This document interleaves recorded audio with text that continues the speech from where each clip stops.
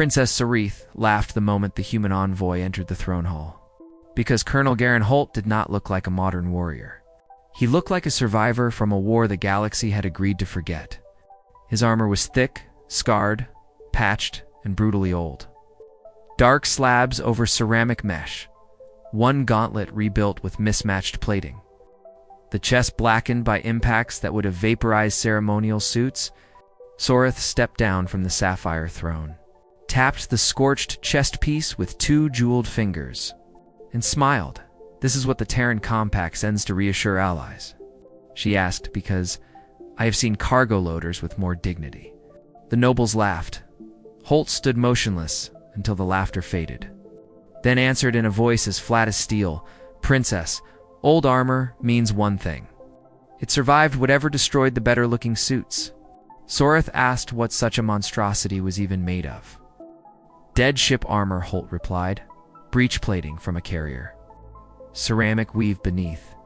Gel seal under that. Then bad temper and experience." The court laughed again, but General Vaylor did not, because he knew the pattern. Terran Siege 14, corridor assault armor. A design humans kept for decompression, reactor fires.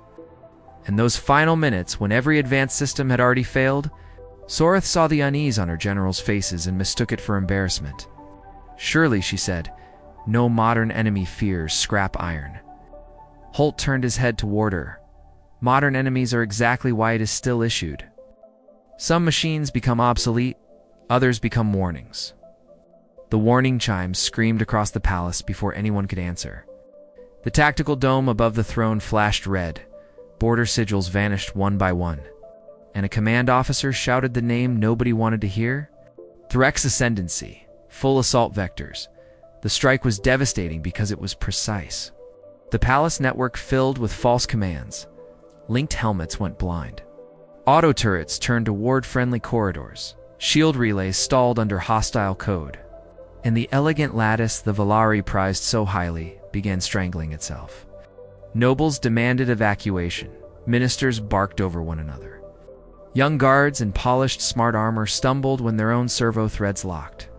Then the first internal detonations rolled upward from the lower decks. Boarding charges, already inside, already too close. Holt sealed his helmet to the collar ring with hard mechanical locks and said the words that made every elder officer go cold. "Your systems are dead." Now the war gets simple. Vaylor moved first. "Can your armor operate outside the grid?" he asked. Holt chambered a manual feed cell into a Terran rifle and answered, "This suit has never trusted a grid in its life." Survivors came running from the lower halls with blood on their armor, describing mirrored Threx breach teams cutting through the palace core. Holt ordered the guard to strip network links, kill smart targeting, and fall back to the spine corridor, the narrow service artery leading to the throne complex. Several officers hesitated until Admiral Saren barked at them to obey the human. The old armor stopped looking primitive the instant the future began to malfunction. Holt went down to the spine corridor with 12 guards and General Valar at his side, and the place looked made for his species. Narrow, ugly, and too small for choreography.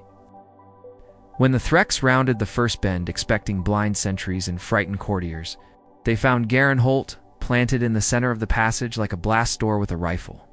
The opening volley hit him hard enough to fill the corridor with sparks, plasma splashing across dead carrier armor, fletchets shattering against ceramic layers. But the old suit endured, and the human inside it kept stepping. One relentless step at a time, firing, bracing, correcting the guards beside him, forcing the enemy into a kill funnel so simple, no hostile code could touch it. The Valari had trained for elegant war. Holt taught them dirty survival in minutes. Call the range, fire on the muzzle flash, drag the wounded back, reload by hand, hold the line. Soreth watched through a flickering combat feed as every lesson of her upbringing died in that corridor. Because human warfare was terrifyingly clear. If a position mattered, a human stayed on it. Holt took a blade across the shoulder, lost one sensor cluster, smashed a Threx trooper into the wall with his shield, and kept moving through the smoke. Behind him, the palace guard found their nerve. because courage is contagious when someone refuses to move first. The 7th minute broke the first assault, the 8th killed the second, and by the 9th, the Threx commander finally advanced with a thermal lance and the confidence of a species that had never met Terran siege doctrine up close.